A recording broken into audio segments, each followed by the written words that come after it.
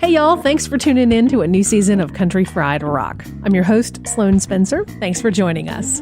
My guest today on Country Fried Rock is Caleb Caudle, a CFR alum who has been on the show in the past, but he has been touring the country and on the road and writing and recording extensively since we last talked. So we're real excited that his next album, Crushed Coins, will be released by Cornelius Chapel Records. Welcome, Caleb. Hey, thanks for having me back. Absolutely. And really, truly, a ton has been going on for you professionally since our last conversation. Yeah, totally. I've had a chance to hear this album quite a bit, and I'm excited about it. I was surprised at the distinct change in sound. Yeah, I kind of surprised myself, too. We were just trying to really push it to a new place. We wanted to make something that was uniquely my sound. And, you know, like with the last record, it was pretty straightforward country music, which is really cool. You know, I'm really glad that we were able to make the record we set out to make then. But kind of felt like I did all I could do with that sort of sound. And so I wanted to try to explore some other things. It still definitely sounds like you. There's no doubt about it. But it was very, I don't know, I guess delicate and dreamy. Yeah, that makes a lot of sense. That's kind of what we were going for. So, yeah. So we had, a lot of stuff I listen to kind of has at least a side of it is there's some ambient stuff going on. So I definitely wanted to incorporate some of that on the record. So that's what we did.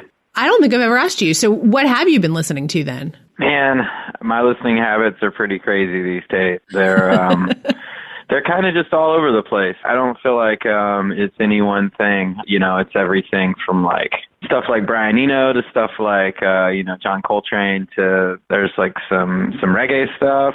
It's all over the map really. I mean, a lot of country stuff too, and a lot of like soul music and rock and roll. So yeah, it's really kind of just everywhere. I can relate. I woke up with an Aztec Camera song in my head today, and I was like, what? Yeah, it just changes day to day. I just try to find the best of whatever someone's doing, you know, like if I'm going to put on like a soul record, I want it to be, you know, like the best of the best. It's good to draw from lots of different inspiration from all different kinds of music. And that way you can put some of that stuff into your music without trying to sound like that stuff. That's like the goal, you know, you want to be influenced by something, but you don't want to rip something off. So it's good to try to find inspiration from a lot of different sources. Well, it's interesting that the sound of the record is so different because you worked with John Ashley again, who I think you co-produced both Carolina Ghost and Paint Another Layer on My Heart together. Yeah. Yeah, you know, we kind of just had a talk about it before we started this record, and I told him what I really wanted to go for this time around, and I just didn't want to make Carolina Ghost Part 2. I wanted to try to do something else, and he was all for it, you know. So, we just tried to explore a bunch of different ideas, and we just tried to see what made sense, and what you hear is what we came up with, so we just worked really hard at it. So what kind of pre-production conversations did y'all have, or did this all happen once you got into the studio? There was a large amount of flexibility going into the studio, so I think that we certainly explored a bunch of different things than we would have in the past. But the first talks, they were pretty simple. They were just kind of like, look, I got 23 songs, but I found these 11 that really work well together. So we started talking about ways to make it feel more like a record. More like not like just a group of songs that were put together because they're good songs, because, you know, that's a given goal, you know, like that's your job, is to write good songs. So that is out of the way now. So now, like, how do we make these songs work together in a way where it feels like a great album? You know, we were trying to bridge the gap in between songs. Makes perfect sense because it really does flow, especially as an album. And interestingly, the song that grabbed me the most out of it was like the 8th track or something, Stack of Tomorrows. I was just like, you know, normally you listen to someone else's album and there's like maybe 3 songs that are potential singles or something like that. But this just flows really, really well. It makes sense together. Yeah, that one was interesting, especially that song. I was on the plane going out to Los Angeles. I had a lot of emotion going into making a record, being so far from home, and I wrote the chorus to that song on the plane, and then when I got out to Los Angeles, they were like getting drum sounds the first day, you know, just like hitting a snare drum forever and ever. It seems like. So instead of listening to that, I decided to, you know, make good use of my time, and I went to the next room, and I just wrote the rest of the song, and then they had a microphone in that room, and so they were kind of picking up in the background, like me writing the song. And so when I got in there, John was just like, yo, what was that? That wasn't one of the demos you sent. And I was like, yeah, it's this new thing. I was like, I know we have plenty of songs already. We don't really need. He's like, no, we should just like work it up. And then like 2 hours later, we had the take that we wanted, and it made the record. So that was a really interesting one. That's funny. I wouldn't have guessed that, but you know, you just never know how songs hit different people. I mean, there's no way to predict that for sure. Yeah. You mentioned a couple of different things that I want to talk a little further about. One was that although you're based in North Carolina now, you recorded this out in Los Angeles. Yeah. Yeah, I think, you know, like the thought process there was like I wanted to get out of my comfort zone. I mean, that was like the main reason for going across the country. You know, there's plenty of studios here, but John's living out there now. And so we just thought it'd be cool to kind of get me out of my comfort zone and like try to just go with whatever was moving us at the time. You know, we didn't want to like have all these rules surrounding the record. We wanted to like have it kind of explore and like have it take shape in front of our eyes rather than, you know, like a lot of stuff was planned, but then we did have a lot of flexibility there where we were just like, you know, anything goes, we'll try anything. And if it doesn't work, it doesn't work. And that's what leads to ideas like putting these weird like jingle bells on songs, or like we had a melodica part on a song, or like a bunch of mellotron, and just some things that we wouldn't have done in the past just to try to like make the palette a little bit more broad. And so kind of like leaves the door open for the next record, you know? Definitely. I'm a huge fan of getting out of your comfort zone. And I think that changing your geography is a easier way to do that than maybe just changing your headspace. It kind of forces you to do that. It's very interesting to me, especially having really delved into your last 3 records over the several years. It's so you, but it's definitely not just a step forward. It's a leap in a new direction, which is cool because it's still identifiable. It's not like you abandoned who you were or are. Yeah, that's the thing. You know, we're not trying to shock anyone. You know, that's never the goal. Like, it's not like, oh, we're going to make this different thing and then everybody's going to be talking about it. But what you're trying to do is, you know, you're trying to maintain like your self-identity. But there's got to come a point where it's, all right, I've done that. Now what? I got to do something new, or else this doesn't feel good anymore. Or this doesn't feel fresh, or, you know, so it would just be a total drag to just make another record that sounded like the last one. So definitely. Well, so who else played on this record? Oh, man, the band was so good. So John played drums. John Ashley did. So he was kind of working double. Bass was split between my buddy in L.A. His name's Ben Rettel. He's got a really cool thing going on out there in L.A. with the Grand Ole Echoes, what they call it. And oh, yeah. It's a pretty cool deal. But him and this girl Jocelyn book it. Kevin Black. And he plays with Margot now, but he used to play with Sturgill, and he's just a great bass player and just one of my favorite people in this world. He played bass. Brett Resnick was on pedal steel like he was in the last record. Greg Herndon did all the keys for this record, and he's played on the last 3. And me and Greg, we spent the most time together during pre-production. We just sat around a piano and we just hashed out things that we had never really thought about before. So he played a big role in like getting a song to another song. So there's like a lot of parts in the record where, as you heard, there's like things that are happening in between songs. And so he was really instrumental in helping me come up with that stuff. I would just kind of tell him what I was wanting to do, and he would help me get there. Cool. And then you have Megan McCormick on electric guitar, and she sang some. Josh Headley plays fiddle on Madeline. Oh, yeah. Aaron Ray sings a lot of the harmonies, and then Kaylin Nash from Ponderosa sings a lot of harmonies as well. Cool. Yeah, so it was a big crew, and I don't know, everybody just did such a great job. Wow. And all of those folks are beyond noted in their own right. So it's cool to be able to pull them in for a record. Yeah, the whole thing was I wanted to get players who I trusted enough where you can just kind of let them loose, you know. You're not having to like coach them. You're not like, hey, do this. That's not fun for me anymore. Like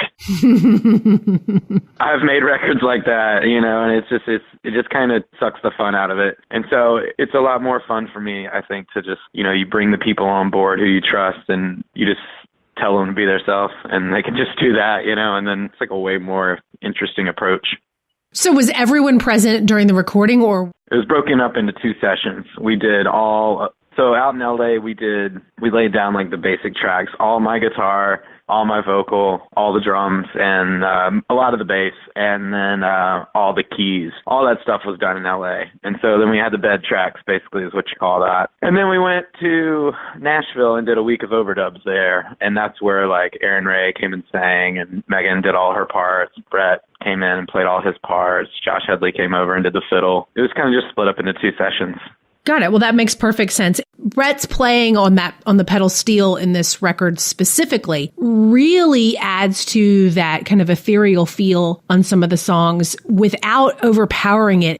I think he was a bigger part probably on Carolina Ghost, but it's weird to say that because to me it almost feels like he was a huge part. He was a huge part of this record too. It was just in a different way. But I think he's truly showcased like as a classic pedal steelist, on Love That's Wild. I think he takes a solo there. But yeah, a lot of his playing, I just kind of like, he's so great. I just kind of told him what we were doing, and I was like, we're kind of going for more of a dreamy kind of thing. And then he just like tapped right into that, and it was like, it seemed so effortless for him, because he's just, he's an insanely good pedal steel player, so it was just cool to see him like tap into this other side where it was a little bit more simplistic, and like it was more about like the tones we were getting, and we kind of wanted it to sound like a ghost. I was like, make it sound like a haunted house. like that. So he just kept trying to say that. Yeah, I just thought he did a really great job. Goal achieved on that. Yeah, exactly. Especially on like 6 Feet from the Flowers. Him and Megan both did great on that one. I always am cautious when I have an impression from an album that I'm like, well, I don't know if this is what they meant, but this is what I got from it. Yeah, well, that's good because that means we did our job. Well, so meanwhile, you've always toured extensively, but you've almost toured nonstop for the last couple of years. Where have these songs been in your live performances? I've been playing about five of them, I think, with the band when I've been playing. And then when I play solo, I probably play just maybe 2 or 3. So yeah, I've been putting them in my sets for the last 6 months or so, I think. I definitely was playing a lot of them on the West Coast when I was out there in August, and then all over the East Coast this past little bit. You've got a lot with not only the record coming out in February, but you're going to be playing on Cayamo this year too. I know, I can't wait. It's going to be so much fun. I'm so jealous. Yeah. Yeah, me and my wife are real excited. Aaron's going to be on there and his band, and then Margot and all the guys in her band are going to be on there. And like BJ is going to be on there. I just have a lot of friends that are going to be on there. Brian Wright. So yeah, I'm excited just to get to hang with everyone and get to, try to watch Buddy Miller as much as I possibly can. That's the goal. that and Prine, Exactly.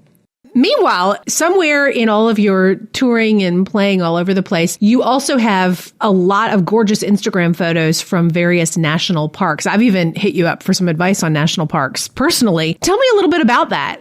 I just love them. I guess that's what it comes down to ultimately. I think that I just feel that there's just this huge importance behind them, It's like this untouched land, and you only really get one shot at that. So it just feels so important, and I just want to try to spend as much time as I possibly can in them. And Lauren's a huge fan too, so it's just nice. It's a fun thing that we can go do together, especially when we go to a West Coast tour. We've done the last 2 years where we'll schedule some days off just so we can have a chance to go in and explore and camp. Yeah, and we just love it.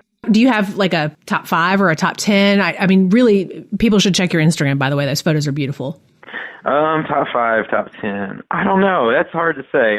This past trip, I really loved Olympic. I'd never really explored that part of the country. And so it was really cool. The Hoh Rainforest was really beautiful. We went to this trail called the Hall of Mosses, and it's just like all this crazy green moss everywhere. It's just really pretty. And then you go a little further out and you're on the coast, and that's part of the park as well. And so that's where we went and watched the eclipse from, was Ruby Beach is what it's called. Man, what a gorgeous beach.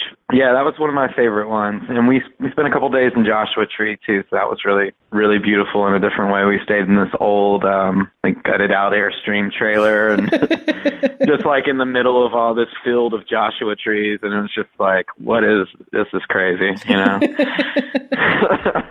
Yeah, we had a blast. It was really fun. Badlands was cool. Mm-hmm. South Dakota. I don't know. I'm trying to think of what my favorite park would be.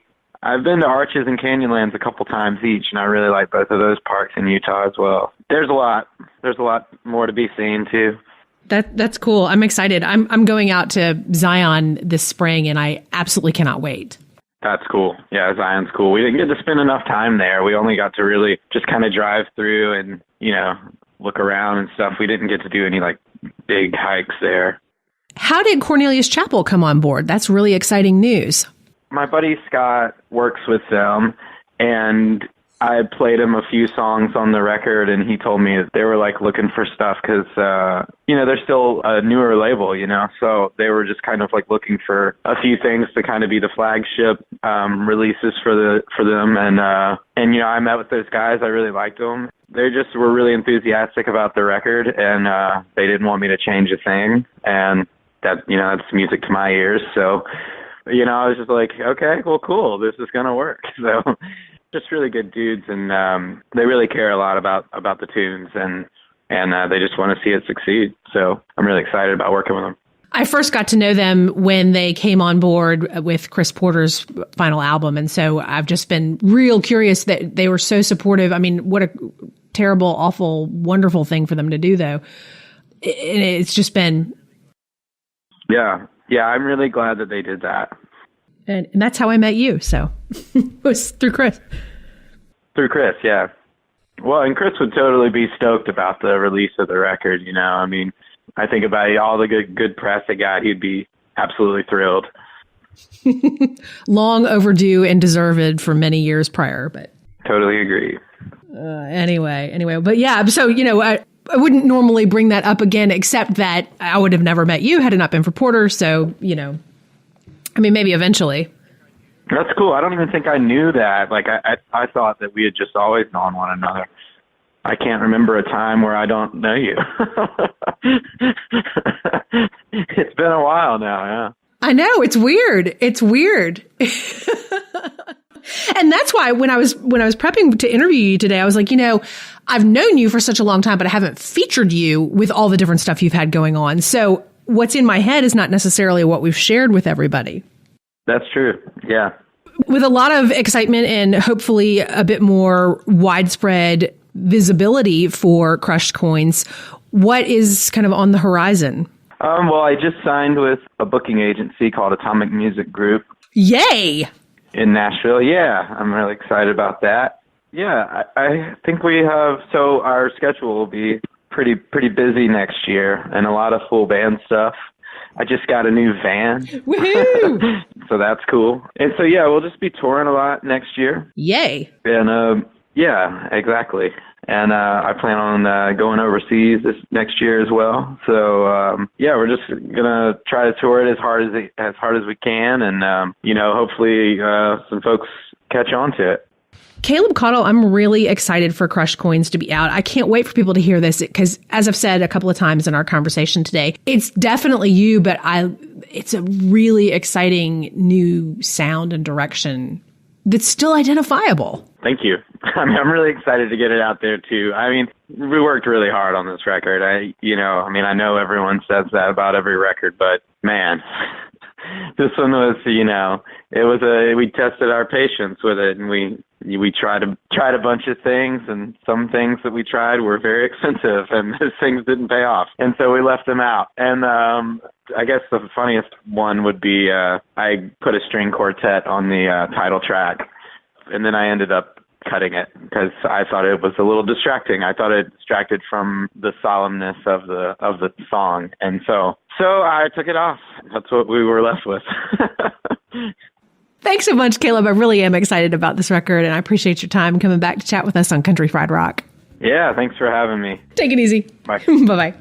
Production assistance for this program was provided by Jay Burgess.